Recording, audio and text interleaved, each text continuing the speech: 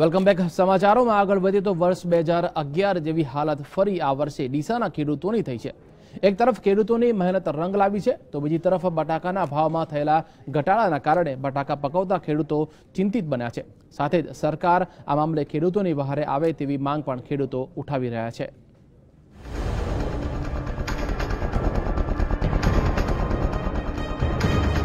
પરસેવો સિંચી ઉગાડેલો બટાટાનો મબલક પાક હવે પાણીના મૂલનો થઈ ગયો છે। 20 કિલો બટાકાનો ભાવ 50 રૂપિયા પર પહોંચી ગયો છે।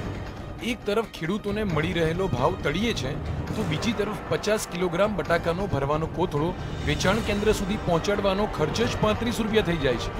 જો કે બિયારણ, લાઇટ બિલ, મજૂરી સહિતનું ગણિત માંડીએ તો ખેડૂતની ચિંતા સરળતાથી સમજી શકાય તેવી છે। ખેડૂતો દેવાદાર બને તેવી સ્થિતિ પણ ઊભી થઈ શકે છે। બેંકોમાંથી લીધેલું ધિરાણ ભરવું પણ ખેડૂતો માટે મુશ્કેલ બની શકે તેમ છે।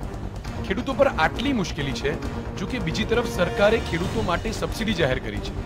બટાકા અન્ય રાજ્યોમાં મોકલવામાં આવે ત્યારે પ્રતિ મેટ્રિક ટન ₹750ની સબસિડી મળવાપાત્ર બને છે, પરંતુ આ બટાકાની અન્ય રાજ્યો કે વિદેશમાં નિકાસ માટે કોઈ ખાસ વ્યવસ્થા ઊભી કરવામાં આવી નથી।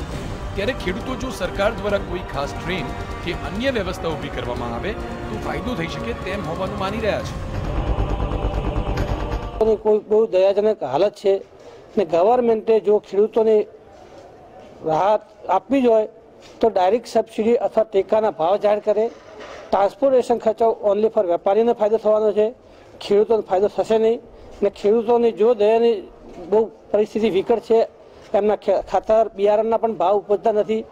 ખૂબ આ વખતે હાલત કફોડી છે ને ગવર્મેન્ટ જો ડિસિઝન લે ને ખેડૂતો હિતેશ ડિસિઝન લે તો ડાયરેક્ટ ટેકાના ભાવ જાહેર કરે, એ અમારી વેપારી તરીકે ગવર્મેન્ટને નમ્ર અપીલ છે કે બજાર ડીસાની અંદર બટાકાનો ભાવ અતિ પુષ્કળ થયેલ છે, તેને હિસાબે ખેડૂતોને પોષણક્ષમ ભાવ મળતા નથી। આ સંબંધે વિધાનસભામાં રજૂઆત કરવામાં આવતા ગુજરાત સરકાર તરફથી ગુજરાત રાજ્ય બહાર જે બટાકાની નિકાસ કરવામાં આવશે અને તેના માટે જે તે બજાર સમિતિના વેબ બ્રિજ ઉપર વજન કરવામાં આવશે અને બજાર સમિતિના સહી સિક્કા કરેલા હશે તેવા નિકાસ થયેલા માલ ઉપર પ્રતિ ટને અંદાજિત 750 રૂપિયાની સબસિડી સરકાર તરફથી જાહેર કરવામાં આવી।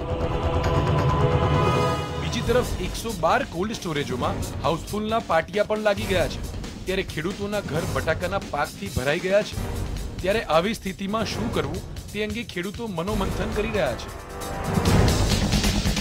વિનંતી કરવામાં આવે છે કે અમને ટેકાના ભાવ મળે, બટાકાના ભાવ જો મળે તો જીવી શકીએ એમ છીએ, ને કે મોટું ભયંકર નુકસાન છે। ખેતી નથી કરી શકો તેમ, કોઈ પાકનો બીજો વિકાસ કરી શકે તેમ નથી। ભૂતકાળમાં પણ ખેડૂતો આવી વિકટ સ્થિતિમાં મુકાયા હતા, ત્યારે ખેડૂતોએ સરકાર સામે બાંયો ચડાવી હતી અને ખેડૂતોએ રેલી યોજીને ડીસાના માર્ગો પર બટાકા ફેંક્યા હતા, જેની સામે ઝૂકીને સરકારે ટેકાના ભાવ પણ જાહેર કર્યા હતા। એ વખતે ખરીદ કેન્દ્રો પણ ઊભા કરવાની સરકારને ફરજ પડી હતી। ત્યારે આ વર્ષે પણ જો સરકાર વેળાસર ટેકાના ભાવ જાહેર નહીં કરે તો ભૂતકાળના આ દ્રશ્યો ફરી જોવા મળે તો નવાઈ નહીં। દિનેશ પરમાર, GSTV।